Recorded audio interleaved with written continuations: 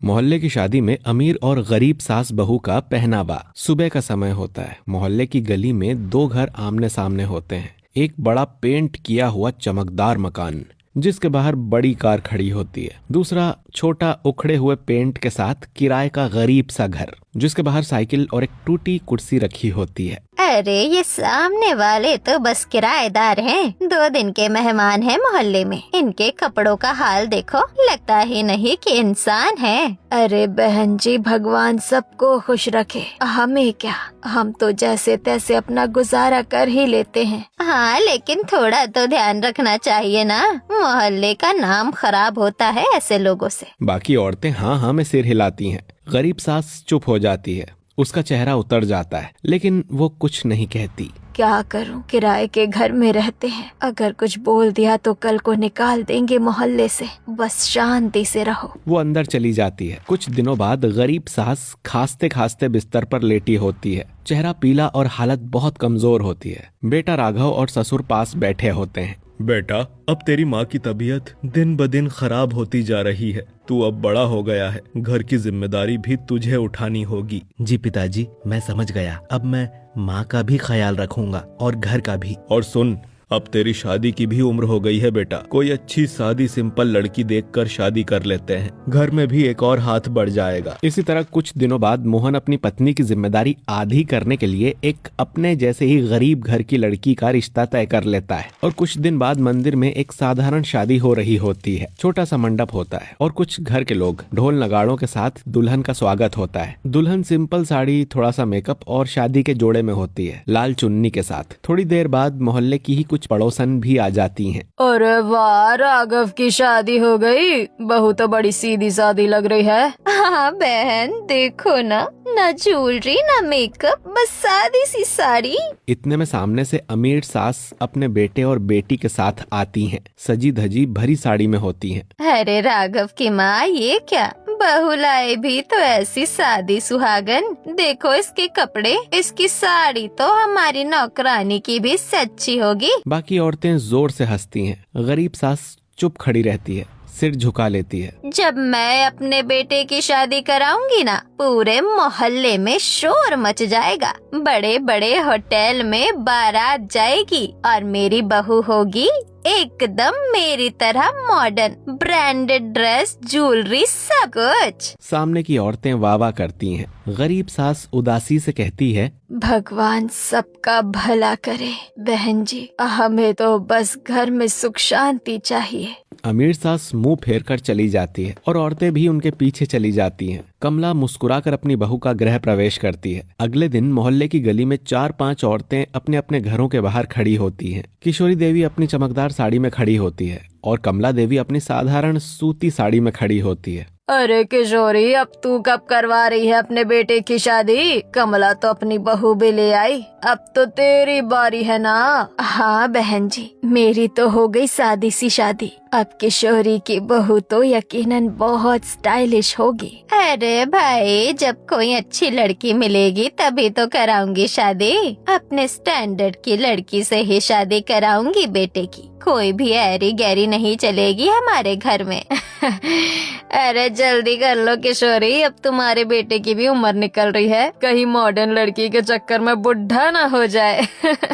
हाँ हाँ, देख तो रही हूँ, पर हमारे घर में हर किसी को लाना मुमकिन नहीं। स्टैंडर्ड बनाए रखना पड़ता है। हाँ भाई, ये तो हर चीज अपने स्टैंडर्ड के हिसाब से करती हैं, चाहे रिश्ते हो या बात करने का अंदाज। बाकी औरतें हल्की हंसी दबाते हुए मुस्कुराती हैं। अगली सुबह किशोरी देवी अपने आलीशान घर के बाहर बगीचे में पौधों में पानी दे रही होती है। अचानक दूर से शोर सुनाई देता है। मोहल्ले की औरतें गली के कोने पर इकट्ठा हो रही होती हैं। अरे देखो देखो, किशोरी का बेटा गाड़ी से आ रहा है, साथ में कोई लड़की भी है। अरे बहनों, गले में तो वरमाला भी है, ये तो लगता है शादी करके आया है। किशोरी देवी पाइप नीचे रख देती है। अरे ऐसा भी क्या हो गया मोहल्ले में जो सब लोग हल्ला मचा रहे हैं? वो गेट की ओर बढ़ती है। तभी उनके घर के सामने एक चमचमाती हुई कार आकर रुक जाती है। कार से उनका बेटा उमंग और एक खूबसूरत लड़की मॉडर्न स्टाइलिश कपड़े पहने निकलती है। दोनों के गले में वरमाला होती है। लड़की के सिर में सिंदूर, हाथों में लाल चूड़ा, गले में मंगलसूत्र और हाथ में एक स्टाइलिश सूटकेस होता है। मोहल्ले की भीड़ वाह वाह करते हुए इकट्ठा हो जाती है। अरे किशोरी, तू तो कहती थी ना कि अपने बेटे की शादी धूमधाम से करेगी। देख, तेरे बेटे ने तो लड़की भगा कर शादी कर ली। किशोरी देवी का चेहरा सुन्न पड़ जाता है। वो कुछ पल के लिए कुछ नहीं बोल पाती। भीड़ में कानाफूसी होने लगती है। उमंग धीरे से अपनी माँ के पास आता है और उनके कान में कहता है, मम्मी, शिल्पा भी अमीर घर की लड़की है, जैसा आप चाहती थी। मॉडर्न, पढ़ी लिखी और अपने स्टाइल से बिल्कुल मैच करती है। किशोरी देवी शिल्पा को ऊपर से नीचे तक देखती है। लड़की ने मॉडर्न वन पीस ड्रेस पर ओपन हेयर रखे होते हैं। मेकअप हल्का लेकिन क्लासी होता है। ये सचमुच एक हाई फाई घर की लड़की लगती है। भले ही भागकर शादी की, पर कम से कम ये तो देखिए लड़की कितनी मॉडर्न है, कितनी प्यारी लग रही है। देखिए ना, लुक से ही लग रहा है कि किसी बड़े बिजनेसमैन की बेटी है। हाँ भाई, इन्हें तो लुक और पैसे से ही मतलब है। मेरा बेटा भले गरीब है, पर शादी मेरी मर्जी से की थी। तुम्हारे बेटे ने तो पूरा मोहल्ला हिला दिया। अमीरों में लव मैरिज कोई बड़ी बात नहीं होती कमला। तुम्हें शायद पता नहीं, अमीरों के बच्चों को अपनी पसंद चुनने की आजादी होती है। मोहल्ले की औरतें एक दूसरे को देखती हैं। माहौल कुछ पल को चुप हो जाता है। और वैसे भी अब जब मेरा बेटा अपनी पसंद की लड़की लेकर आया है तो इसमें क्या बुराई। मैं अपनी बहू का स्वागत करूंगी शान से। किशोरी देवी अंदर आकर दरवाजा बंद कर लेती हैं और बहू का गृह प्रवेश करती हैं। मोहल्ले की औरतें अब भी बाहर खुसुर फुसुर कर रही होती हैं। अगले दिन मोहल्ले की गलियां हलचल से भरी होती हैं। हर घर में शादी की चर्चा होती है। वसुधा जी, जो किशोरी देवी की पुरानी सहेली होती हैं, अपनी बेटी के साथ मोहल्ले में न्योता देने निकली हैं। दोनों के हाथ में सुंदर सुनहरी रिबन से बने मिठाई के डिब्बे और चमकदार कार्ड होता है। अमीर घर का दरवाजा खुलता है। किशोरी देवी भारी रेशमी साड़ी में, हाथ में मोबाइल और गले में मोती की माला पहने मुस्कुराती हुई बाहर आती है। अरे किशोरी बहन, सबसे पहले तो आपको ही न्योता देने आए हैं। आखिर हमारी सबसे करीबी है आप। ये लीजिए हमारी आर्या की शादी का कार्ड। आप पूरे परिवार के साथ जरूर आइएगा। अरे वसुधा, बहुत अच्छा किया, हम तो आएंगे ही। आखिर अपनी ही बेटी जैसी है। देखो जरा, कार्ड कितना खूबसूरत है। यही तो कहते हैं स्टैंडर्ड। तीनों हंसते हैं। बातचीत चलती है और मोहल्ले की औरतें दूर से देख रही होती हैं। अगला घर कमला देवी का छोटा किराए का मकान होता है। वसुधा और उनकी बेटी वहां पहुंचती है। दरवाजा थोड़ा टूटा होता है। बाहर पुराने पौधे रखे होते हैं। कमला देवी अंदर झाड़ू लगा रही होती है। बाहर से वसुधा की बेटी जोर से आवाज लगाती है, अरे आंटी जी, हमारी शादी है, बस बताने आए थे। कमला देवी बाहर आती है, हाथ पोंछती हुई, सादे कपड़े में, चेहरे पर मुस्कान लिए हुए। अरे आइए, अंदर आइए ना। बैठिए, जरा चाय बना दूं? नहीं नहीं, बहुत बिजी हैं हम। बस सबको बता देने आए थे कि शादी है घर में। अच्छा, तो लड़का कहाँ का है, क्या करता है? हाँ, अच्छा है भाई, सब अच्छा है। चलिए अब हम चलते हैं, बहुत लेट हो रहा है और भी घरों में जाना है। वो मुड़कर चली जाती है। न मिठाई न कार्ड। कमला देवी अंदर आती है। सब लोग पुराने कपड़ों में फर्श पर बैठे होते हैं। वो जो सामने वसुधा है ना, अमीर घर की, आज पूरे मोहल्ले में न्योता देने निकली थी। सामने वाले घर में मिठाई का डिब्बा और कार्ड लेकर गई और हमारे पास बस बाहर खड़े होकर मुंह से कह दिया शादी है। मम्मी, ये तो बहुत बेइज्जती वाली बात है। इतनी बड़ी शादी और हमें बस जुबानी न्योता। अरे बेटा, कोई बात नहीं, हम गरीब लोगों को ऐसे ही समझा जाता है। हमारी औकात बस दूर से तालियां बजाने की होती है, कोई साथ नहीं होता। नहीं माँ जी, ऐसा कुछ नहीं होता। शादी का निमंत्रण दिल से होना चाहिए। बस यहाँ के लोगों का व्यवहार बहुत अलग है। हर कोई बस अपने पैसे के घमंड में चूर है। चलो कोई नहीं, हम गरीब सही पर दिल से अमीर है। कम से कम किसी का अपमान तो नहीं करते। अमीर घर में किशोरी देवी वार्डरोब के सामने खड़ी होती है। कमरे में मखमली पर्दे, मिरर और कुछ हाई फैशन मैगजीन बिखरी होती हैं। शिल्पा अपने बैग में ड्रेसेस की तस्वीरें और डिजाइन कटिंग्स दिखा रही होती है। रिया भी साथ होती है। अब एक और नई ड्रेस मेरे वार्डरोब में ऐड हो जाएगी। वसुधा के यहाँ हमें बहुत ही ठीक से जाना होगा। वहाँ बड़े लोग आएंगे और हाँ, सामने वाली कमला भी आएगी, पर उसका क्या मुकाबला। फिर भी हमारी छवि बनानी है, बिल्कुल हाई फाई कपड़े लेने होंगे। हाँ मम्मी जी, मेरे पास बहुत सारे डिजाइनर ड्रेसेस हैं जो सूट करेंगी। कल हम मार्केट चलते हैं, ब्रांडेड स्टोर, और देखेंगे कितने ऑप्शंस। मम्मी, असल बात ये है कि स्टाइल दिखाना है, थोड़ी बहुत शान होती तो ठीक रहती है। बिल्कुल, और याद रखना, बहुत क्लासी, बहुत मॉडर्न। हम मोहल्ले में एक मिसाल है ना। तीनों हल्के घमंड में मुस्कुराती हैं। दूसरी ओर गरीब घर, कमला देवी अपना झाड़ू रखकर बैठ जाती हैं। बाकी लोग साथ में कुर्सी पर बैठे होते हैं। बेटा, अब कुछ नहीं होने वाला है, पर जाना तो पड़ेगा। मैं बेकार कपड़ों में अपनी बेइज्जती नहीं करवा सकती। कुछ ठीक ठाक पहनना होगा तो अपनी भाभी के साथ बाजार से जाकर कुछ कपड़े ले आना। मम्मी, पर हमारा इतना बजट कहाँ है? मम्मी, दीदी सही कह रही है, मेरे घर से भी ज्यादा कुछ सामान नहीं आया है, बस सादी सी साड़ी है। वैसे मम्मी, आप याद करिए, कॉलेज टाइम पर मैंने सिलाई सीखी थी। क्यों ना मैं भाभी के लिए कपड़े बना दूं, बेसिक सी कटिंग कर दूं और थोड़ी अच्छी सी ड्रेस सिल दूं। दीदी, आप सच कह रही हो? आप सच में सिलाई कर सकती है? हाँ बिल्कुल, मैंने कॉलेज में होम इकोनॉमिक्स में अच्छा काम किया था, बस सही फैब्रिक चाहिए होगा। अच्छा है, चलो फिर कल हम बाजार चलेंगे, सस्ता पर अच्छा कपड़ा देख लाएंगे। फिर दिव्या इसे बना देगी, ये घर की बहू है, उसे हम बेकार कपड़ों में नहीं ले जा सकते ना। तीनों सिर हिलाती हैं। अगले दिन अमीर सास बहू किशोरी और शिल्पा मॉल और डिजाइनर शॉपिंग में लग जाती हैं। किशोरी देवी, शिल्पा और रिया एक बड़े ब्रांडेड मॉल में आती हैं। गिल्टेड लाइट्स, शीशों में रिफ्लेक्शन और हाई एंड कलेक्शन होता है। वो एक एक करके ड्रेसेस ट्राई करती हैं। Silk gown, Banarasi lehenga, georgette, brocade, सब। अरे बेटा, ये ट्राई करके देखो, तेरे ऊपर बहुत बेहतर लगेगा।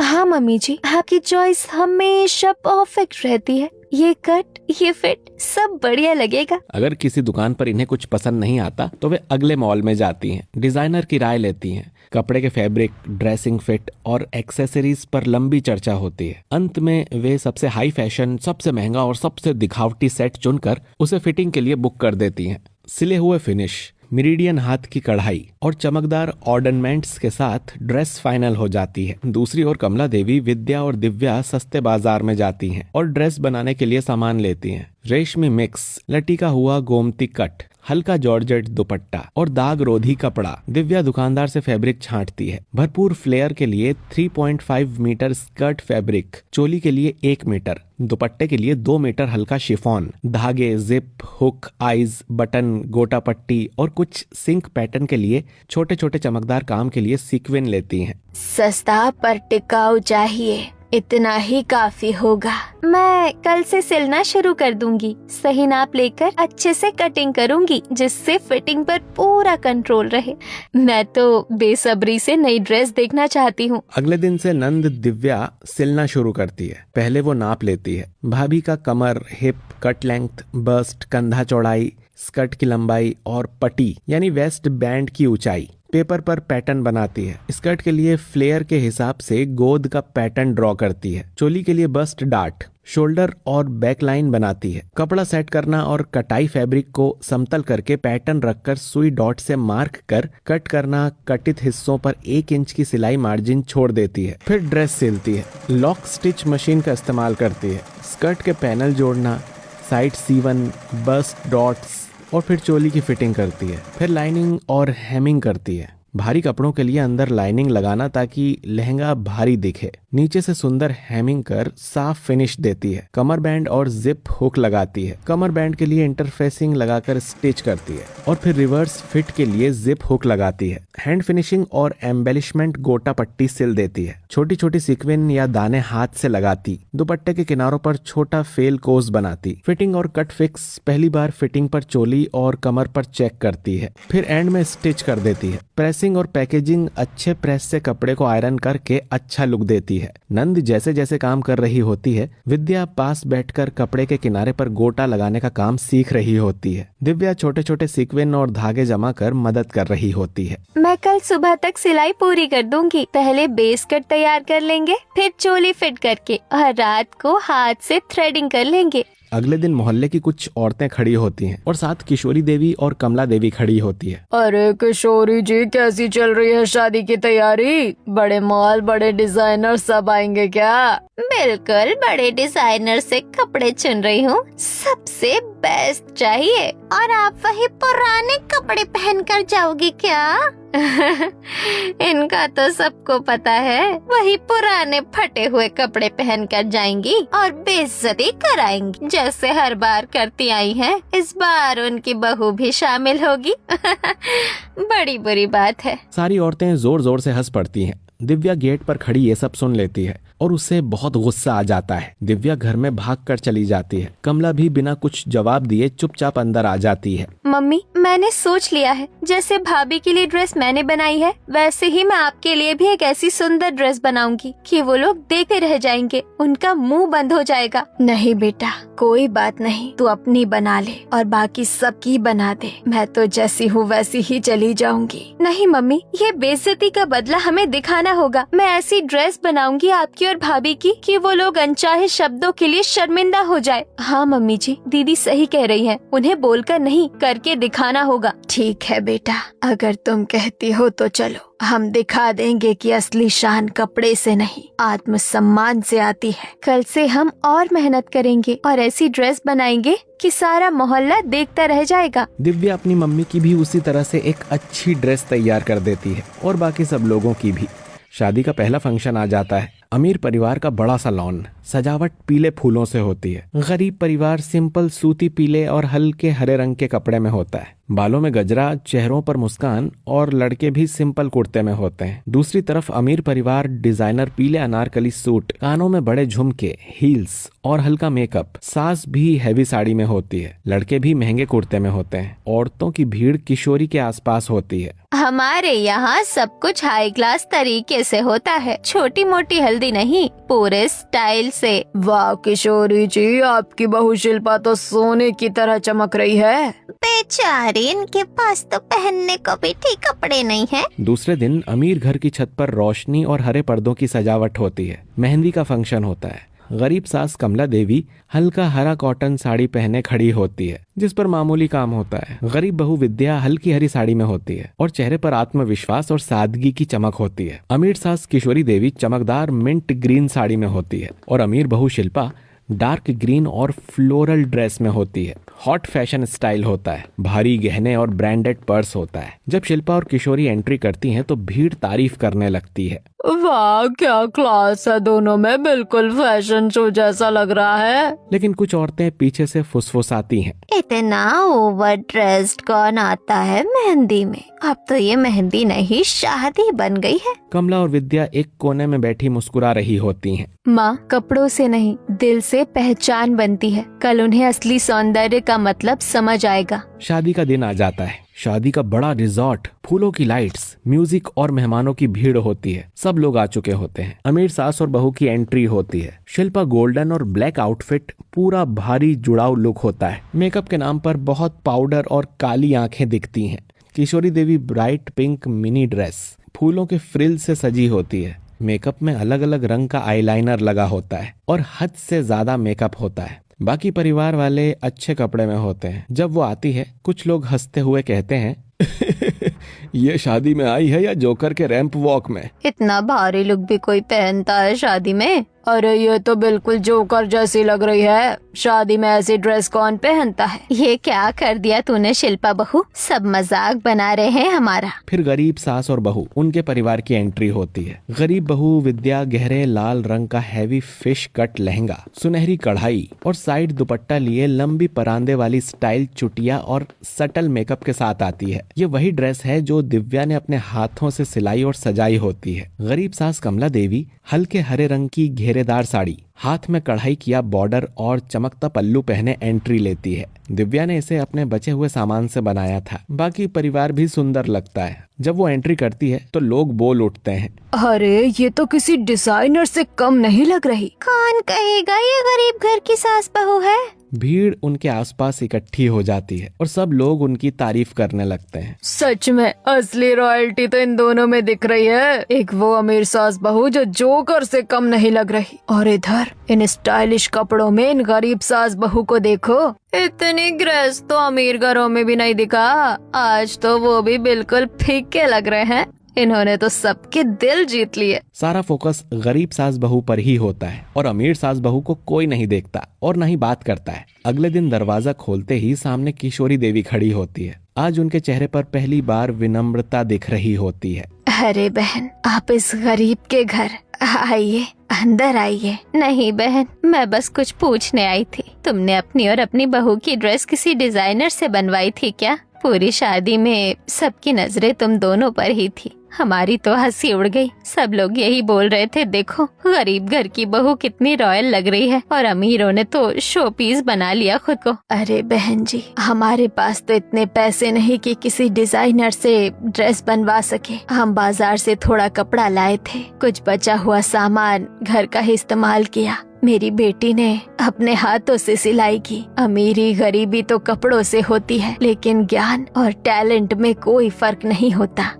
गरीब आदमी चाहे तो अपनी मेहनत से अमीर बन सकता है, और अमीर अगर घमंड करे तो अपनी सोच से गरीब बन जाता है। हमारी बेटी ने टैलेंट से वो कर दिया जो पैसे से नहीं हो सकता था। इज्जत जीत ली पूरे मोहल्ले में। कमला बहन, मुझे माफ कर दो। मैंने हमेशा तुम्हें नीचा दिखाया, ताने दिए, पर आज समझ आया असली ऊंचाई पैसे की नहीं सोच की होती है। मेरी सारी उम्र लोगों को नीचा दिखाने में निकल गई, पर आज पहली बार खुद नीचे देख रही हूँ अपने दिल के अंदर। बहन, जो अपनी गलती समझ जाए वही सच्ची इंसानियत है। हम सब एक ही मोहल्ले के हैं, सबकी इज्जत करनी चाहिए। आज तुमसे बहुत बड़ी सीख मिली कमला जी। अब से मैं किसी को नीचा नहीं दिखाऊंगी। माँ, यही तो असली जीत है, जब कोई हमारी सादगी देखकर खुद को बदल ले। किशोरी देवी और कमला देवी एक दूसरे को गले लगा लेती हैं और सारा फर्क मिटा देती हैं।